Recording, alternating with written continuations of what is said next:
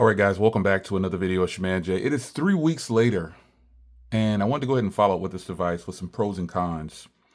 So this is the TCL 50XL 5G. This runs on T-Mobile and Metro PCS network. And we're going to end on a good note, but just hear me out. So starting off here, I think one of the main cons that hits some phones is that you can't get it everywhere. And so this is not an unlocked phone. This is pretty much a T-Mobile exclusive, if you will. And that to me is a major con for this device because this device is really good, but you can't get it on AT&T. You can't get it unlocked. You can't get it on Verizon. You can't get it in these different places at the moment. At the moment, I'll say, I don't know what their future plans are, but that is a con to me because why wouldn't a person want to experience this type of device at this price? It's very difficult to find solid devices that perform well or just have a lot to offer, I'll say. And there's an unlocked model. Most times, with carriers, I understand they have to get, keep people on the network, and you got to offer those good deals. And I think if you're on T-Mobile or Metro by PCS or Metro by T-Mobile, this is a good option for you. But unfortunately, I get a lot of people, because I use Visible Wireless as my primary carrier, and then also have Google Fi. So yeah, you can't just pop the SIM cards around now. Places are keeping it locked in. So to me, that's kind of a con, because it would be nice if this was unlocked for $180 or $100 or whatever you could get it for, and that would be a really good thing. Now, another thing that I think is not holding the phone back, but it's definitely some concerns. It probably would be the performance. Now, depending on, I'm swiping off the camera module, depending on how you're using this, you can't overload this phone, and it's not going to happen. You're not going to be able to overload this phone with multiple tasks, I'll say. I guess I could say it like that, because social media, is going to run smooth when you're doing app to app. But I did notice some stutters and jitters here and there. I just notice that the day-to-day tasks seem to get harder when you're working this bad boy out. When you're really hitting it hard and it wears down kind of easy, and you find yourself, not that you can't do certain tasks, it's just that this phone works a little bit harder. And this isn't meant to be a powerhouse, knock them down, I'm going to destroy everything on the market type device. This is an economy phone, is basically what it is. This is a phone that, everyone's buying this is not getting it to do several tasks at once that are power intense. So just bear that in mind if you decide to grab this. I found that using it like for day-to-day tasks are really good. But eventually, when I forgot that I was using this like this, and I started popping open a bunch of different things, I was like, oh shoot, this it's getting kind of not laggy, but just not as smooth as some other Android phones that are running on stock Android. That's what I'll say. So that's another thing that I noticed when using this every day and, doing things like this game. You probably think, oh, Jay, that game is running smooth. Oh, yeah. But when you start to open up multiple things, that's when you can see the difference. So let's talk about the screen resolution. I'm going to open up a video here. Now, this is over the T-Mobile network, and this is going to play smoothly at 480p. This is just a matter of their network, but I could turn on Wi-Fi and make it go even smoother. But let's move it up to 720p, and the highest this screen will go is to 1440p if you're trying to watch some 4K content. So it looks like it cleared up a little bit there. It's running smoothly at 720p. You can check the status bar here to see how it's kind of downloading the content ahead of time. But overall, I'm looking at more so not the network yet, and I'll talk about that. But the screen itself, it's a decent screen. It's not like mind-blowing, but it is actually a great screen, because then you start to factor in the price again. And then when you compare this to phones that are in the same price range, that is a wide range of phones. And a lot of them are probably going to be a little bit better because they're unlocked phones and they're like just the Pixel lineup itself. The Google Pixel A lineup is more than this phone, but you can get older generation Pixels where the screen is actually a little bit better than this too. But this screen is very nice. It comes across a little grainy at times, but it is actually running smooth at this very moment, and it's not very jittery or anything. Because sometimes when I'll be watching video, it would start to stutter a little bit, but that's because it's on T-Mobile's network. And again, I will get to that in a little bit, but this is about the phone. You're getting a quality screen here. Simply put, you're getting a good screen because I'm going to always circle back around to price and how you got this phone. Some of you guys probably got it for free or will get it for free, or you will pay $49.99, whatever the deal is at the time. You got a good phone, period. You have a good one, and you have a great screen to go along with it. Not to say that the price dictates the quality, but sometimes it does, because this is where companies might take shortcuts to get the product at a certain price. But overall, this is a beautiful display. Now let's listen to the speaker. When I put the springs on, I had some squeaking, but he said, that's just the springs, that's the new suspension setup. So other than that, I have no problems with it whatsoever. Now, as far as body gaps and panel gaps. Yeah, so it is a decent set of a loudspeaker on here. It's really nice. I don't have any complaints about it because, again, you have to revert back to price and how you got it and what you paid for. And there's a reason that some phones are $499 and some phones are $299 and some phones are $199 and some phones are $49.99. It's just goes with the game. This device, though, definitely performs above average. Like, it's definitely above, like, you have those phones that are like just dirt cheap and they're dirt cheap. That's not this phone. This is a good solid phone with a good solid screen. The speaker is decent. It's really nice. It's a good setup. So you can see how much of T-Mobile's network downloaded more, just to keep it to where it's playing smooth at 720p. There have been times where I tried to do multiple things, and it got a little laggy over T-Mobile's network, like getting different things downloaded from the data. But that's T-Mobile's network. And let me just jump on that real quick before I move forward. I know earlier at the beginning of the video I said that that's a con, that it's only available at T-Mobile because it's a nice phone and it's locked to them. But T-Mobile's network, if you don't know, I was with T-Mobile before they were T-Mobile, and I basically was with this company for 26 years almost, I think. I've basically just stayed with them the entirety up until almost a little over a year ago, where I canceled their service and switched over to Visible Wireless because their service just wasn't good. When they joined with Sprint, and my service went down. And you've heard me talk about this in other videos, but that is the network that this phone is on. And current day, because it's been over a year since I've been on T-Mobile's network, it's pretty good. It's pretty solid. You can see it has the 5G UC. Let's load up a speed test just for kicks. So here's the speed test here, loading up. Fast.com is, you just go straight to fast.com. It'll just start doing a speed test. If you go to speedtest.net, it'll load up. It normally gives faster speeds with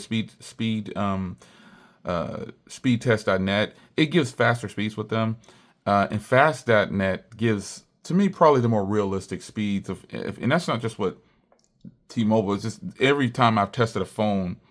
Like, let me show you Visible real quick. Hold on. I'll do Visible right here. Let me load up Visible on my other phone here. And it just goes straight. Oh, wait, that's Wi-Fi. Hold on. It's not. It's 700. No, we don't want to do that. Let's turn off Wi-Fi. Let's just go straight Visible. And we'll reset. Let's see what Visible's is in comparison.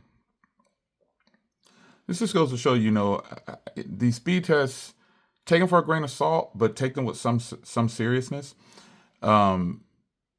This is Visible runs on Verizon's network, and then, T-Mobile is on, their network, whoever they're using at the time. But Visible Wireless typically, not just because of this speed test being faster than T-Mobile, Visible Wireless is a solid network. It's a solid network, man, and I just can't hate on it. It's really good. It is a really solid network, which is why I switched. I didn't switch for speed tests. I switched for phone calls and network. Obviously, the Visible is going to be faster. You can already tell that that's what it is. But this running on T-Mobile's network that just goes back to it's locked to them. The T-Mobile network is better now, though. That's no secret. It is definitely better. I was with them for so long. I was, upset that it fell apart at some point.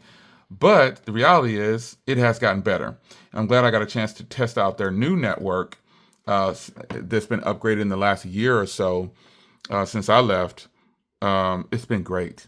I haven't had any problems with this phone at all. The network is perfectly fine. I don't have any complaints. It streams good enough to where you can stream a video and feel comfortable doing so with no problems.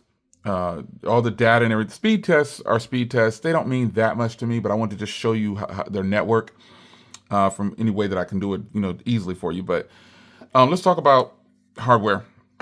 Here's where this device really shines, because TCL, obviously, every TV in my house is TCL. I have a lot of TCL products, and I have a lot of TCL phones. This phone right here, if I told you it costs what it costs, you wouldn't believe me because of how nice this hardware is.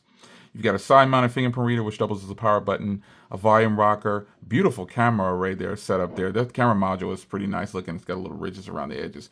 You got your SIM tray up top. You got your noise canceling microphone, and then you have a headphone, Type-C microphone, and speaker on the bottom. Like they're doing the most with this phone, and the hardware is so beautiful. You wouldn't want to put a case on here. It's like a frosted textured back on here. It's really nice. And obviously you flip it around, and you got this ginormous screen. Nice and clear. Let's go in here and crank the brightness up to 100. Nice, vibrant. And over video, I know you're limited, but this is a beautiful, beautiful display in person. You will not be disappointed. The hardware is nice and thin in comparison to bigger phones. Let me grab it. What's next to me? Okay. Here's something. This phone right here is actually a good competitor for this phone right here, the TCL. This is the Octa-core device that I recently showed you guys. And you look at this, the TCL is a little bit thinner, a little bit more narrow, but these phones run hand in hand in design. They both have that beautiful shimmer. The Octa-core looks like an iPhone on the back, and the TCL looks like a OnePlus on the back, but still, these are beautiful designs and very low cost. And this is a direct competitor for the TCL, but the difference is this is unlocked and you can get it and use it worldwide. Pretty much the same type of design. So overall, this hardware is beautiful. I think they did a great job with this. And I just think again, you have to go back to price. How did they make this phone so beautiful for such a low cost? Plastic. They're using a lot more plastic. It looks like a metal premium device, but they're using a lot of plastic. And you can manipulate plastic any way you want to. So I think the design, the screen, the software is pretty much just kind of a stock software Android feel. So you won't be too upset about that. I think that's more than enough. But it comes into play with the cameras. Cameras are important. We live in a social media age, and this is where the phone really shines a lot better. So I'm going to take some real photos here, real time for you.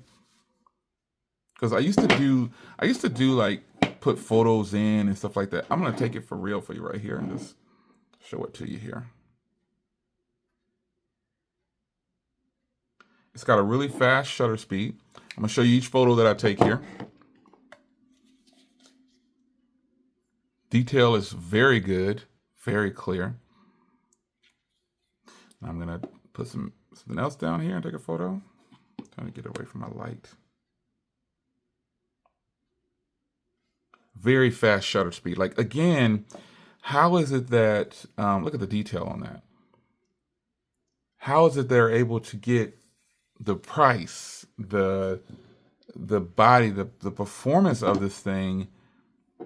How? Very fast shutter speed for a phone that costs what it costs. Again, you start to go back to price and you question like, whoa, like how did they do that? How did they get this phone in such a nice package on the cameras and the hardware and everything, software package all together for the low price? Well, put it on a carrier. It's got to be one thing. So you got photos, videos, and again, you go into your settings here. You go into more settings here. You can see the size there is 13. You can do high megapixel 50 if you want to, auto HDR, AI scene select, HDR video, which is just phenomenal. And I know 1080p is the standard for most people. 720p, depending on what your TV game. Most people don't know that most people think that everybody has a 4K TV. When in reality, not everybody has a 4K TV, even though they're affordable. You can't like watch TV in 4K yet. We're just not getting to 1080p. Like on regular TV that you don't pay for, it's just not getting to 1080p, believe it or not. There's no 4K TV out there.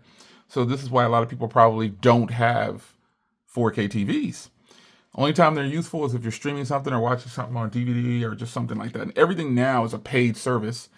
So, but with that being said, this is a con to me because it would have been nice to be able to shoot in 4K 30 at least. Would have been nice. But you do have time lapse, slow motion. You got panoramic, and you got portrait shots, obviously. And if you go to more, you got Light Trace, Pro, and Google Lens. Google Lens should just be a standard on all Android phones. But overall, folks, the camera on here, no complaints. I tested the video. Video isn't its strong suit, but again, I have to roll back around to price. It's so affordable. Some things you're willing probably to give it a pass. 1080p video is strong on the rear, but the front camera, not so much. So overall, folks, this is a win for sure. But one main area where it just dominates a lot of phones, not even just entry-level phones or affordable phones, smartphones, flagships, whatever you want to call them, is battery life. This thing lasts, like, I can't even...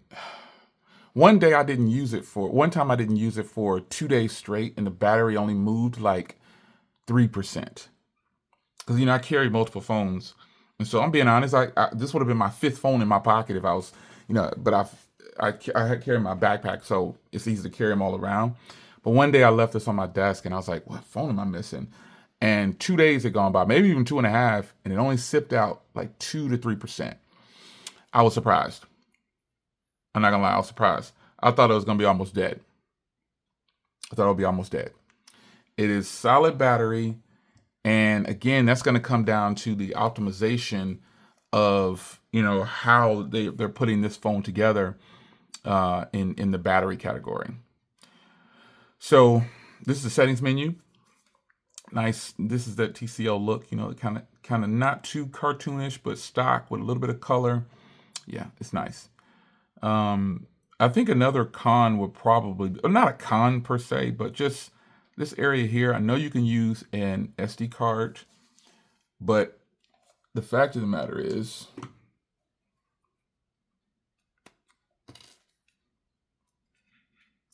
SD card.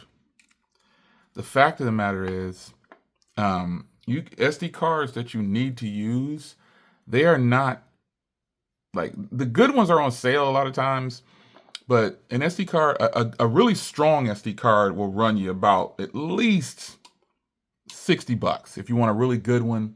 But then when you put it in a phone like this, the phone can't handle the SD card in some situations. You know what I mean? If you ever put a high-powered SD card inside of a phone that's not like a S24 Ultra or something, you'll see the difference. You'll see, or in action cameras. A lot of action cameras need a very high-powered card to be able to process the data and what you're doing on a phone. And you could get away with a phone like this. You could now there's no 2 terabyte affordable cards. That's just not going to happen. It's going to be more than the phone. So that means you're limited on, like getting something like a 64 to a 256, maybe a 512, but the data transfer back and forth is where you might run into an issue, like dropping. You'll need to be patient because if you test out a really good SD card on here, you're going to find that transferring the stuff to the SD card could take a little bit of time. Overall, folks, this is a great phone. How they were able to get such beautiful hardware and pack this phone the way they did is beyond me. So with that said, I do recommend this phone because it's going to a certain group of people. high-powered techie people, you're not searching out, oh my God, what's the most affordable TCL phone or what's the most affordable phone, unless you're doing a review on it. But you're not searching for something like that. More than likely for a daily driver, me, I use all things. I use flip phones on a regular, depending on where I'm going, I might pop my SIM card in a flip phone because I don't care if I lose it or not. So there's a market for every phone, not just based on price. And if I were to hand you this phone, you wouldn't think that it costs less than $200, or you can get it on a contract or get it on a service agreement with a carrier. You just wouldn't think so because it stands toe to toe with a lot of other devices in a lot of areas that cost 5 to 6, 7 times the amount. It's your man Jay, 3 weeks later, almost a month later, with the TCL 50 XL 5G.